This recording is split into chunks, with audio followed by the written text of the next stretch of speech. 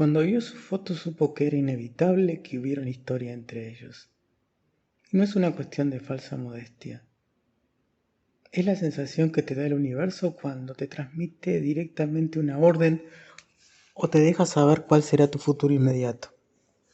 Sus quejas, sus obstáculos, sus advertencias de no perder el tiempo lograban más que nada el efecto contrario. Su determinación, que casi no era de este mundo, consideraba aquellas palabras más como un desafío que como una barrera. Él se propuso conocerla, sentirla, disfrutarla, tenerla para sí, sin pensar demasiado. Debe igualmente saber el lector que pensar no era el fuerte del protagonista de esta historia, de uno de los protagonistas de esta historia. Ella jugó su juego y aunque solía reírse de sus mensajes y de sus disparatados métodos de cortejo, y aunque ella se reía de sus disparatados métodos de cortejo, sus alucinaciones verbales y su imposible sentido del humor, sabía que algo no estaba funcionando en sus defensas exteriores. Años de galanes inexpertos y ataques indiscriminados, de perros salvajes, sin estrategias y con persistencias, con insuficiencia alimentaria, le habían hecho creer que era mucho más resistente de lo que parecía. Un hueso duro de roer, decían sus amigas. Pero ella sabía que aquella maraña de palabras, poesías, canciones y otros ataques arteros estaban haciendo un pequeño crack en su muralla china de pretextos aleatorios. Se le debe reconocer, sin embargo, la forma como combatió. Sin duda fue una buena pelea.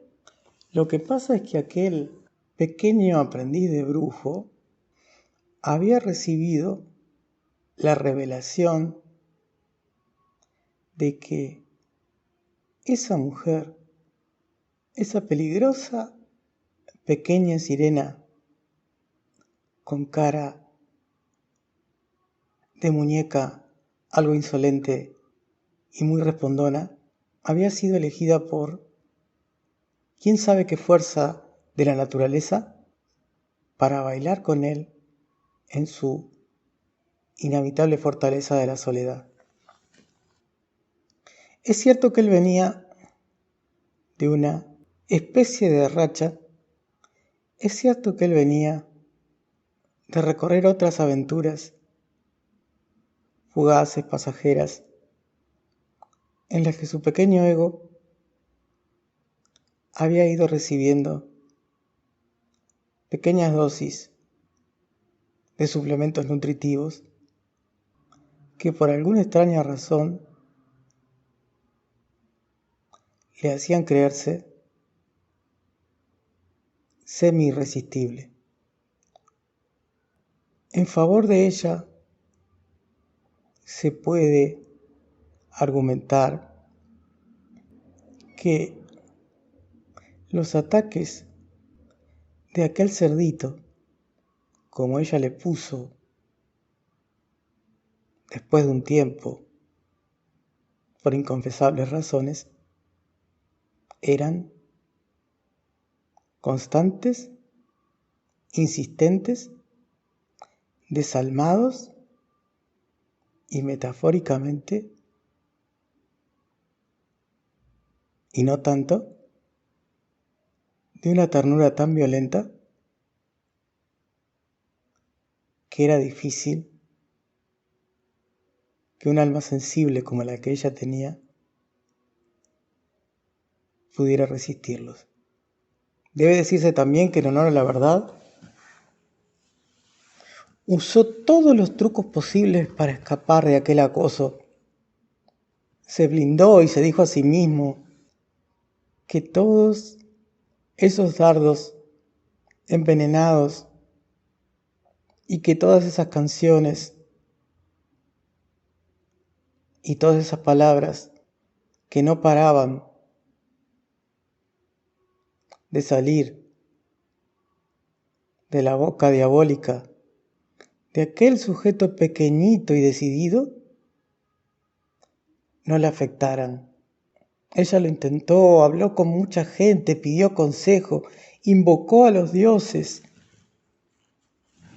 habló con amigas y trató de convencerse de que lo inevitable no lo era y de que podía razonar con aquel sujeto que parecía no entender argumentos y mucho menos desistir de sus infundados designios amatorios. Y por momentos parecía que había ganado y que había desechado de sus planes aquel invasor que sin pedir permiso intentaba meterse en su cabeza sin base alguna para que su plan pudiera resultar exitoso. Es que a veces este usurpador, ocupador de su mente,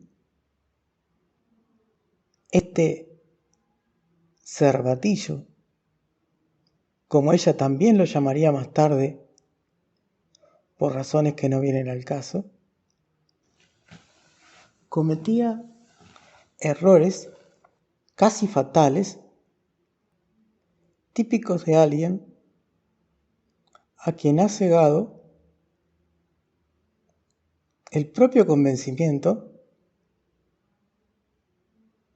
de que el universo lo ha elegido para cumplir una tarea que notoriamente le queda grande, cosa de la cual parecía no darse nunca por enterado. Es que él también creía que su vida seguía siendo la de siempre, que simplemente había sido llamado a una misión que, como él creía, tenía principio y fin. Solo que él no sabía dónde se estaba metiendo. Y él creía estar ganando una batalla en una guerra a la que había sido llamado por su convencimiento, ignorando que era otra la tarea en la que estaba, que era otro el juego y que las reglas con las que creía jugar no pertenecían a lo que estaba pasando. Y aunque varias veces estuvo a punto de perderla, a él le costó entender que ese universo pródigo no le había entregado una virgen en sacrificio, sino que también le había dado la responsabilidad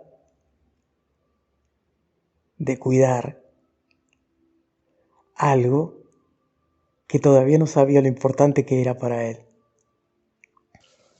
Ella se fue soltando y él fue entendiendo de a poco, muy de a poco, lo que tenía entre sus manos y que se iba acercando peligrosamente a su corazón. Y ambos se fueron dando cuenta de que sus cuerpos empezaron a hablar primero que sus cuerpos empezaron a hablar antes de que ellos pudieran evitarlo. Él la esperó y ella supo que aquello iba a ser difícil de desarmar. En el fondo ambos se daban cuenta que había mucha fuerza girando en torno a ellos, que había una energía que iba de una piel a la otra y que las miradas eran casi irresistibles y que se reían y se querían matar casi con la misma frecuencia. Y muy, muy lentamente ella empezó a entender que la mente de aquel poeta cerdo y cervatillo salvaje no podían ser ni domesticados ni convertidos en otra cosa. Así que tuvo que ir convirtiendo sus ganas locas de salir corriendo en una tranquila aceptación del caos que él había traído a su vida. Él empezó a entender que sus chistes no tenían gracia, que tenía el poder de hacerla desear ser homicida. Él entendió que podía hacerla volar hasta el cielo, aterrizar de golpe y caer sobre él con una furia descontrolada. Pero sabían atraerse siempre. Sabían cómo enamorarse, desenamorarse y volver a encontrarse. Y creo que en el fondo los dos se fueron convenciendo de que hay cosas con las que más vale la pena, hay cosas a las que más vale la pena no ponerles más resistencia que la necesaria, y que hay algunas discusiones que son solo preámbulos de caricias y de reconciliaciones eternas.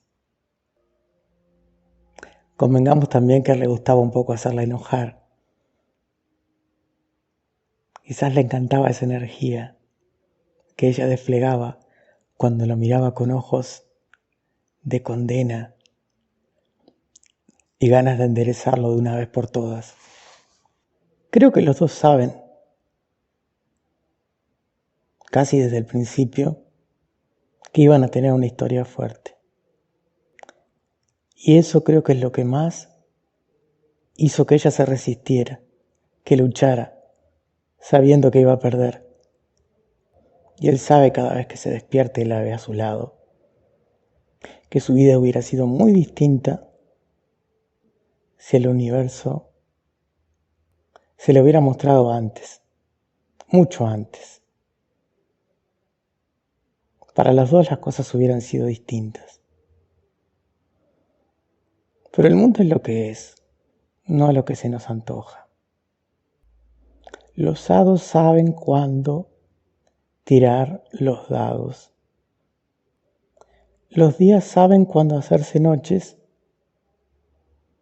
y las esquinas saben dónde cruzarse.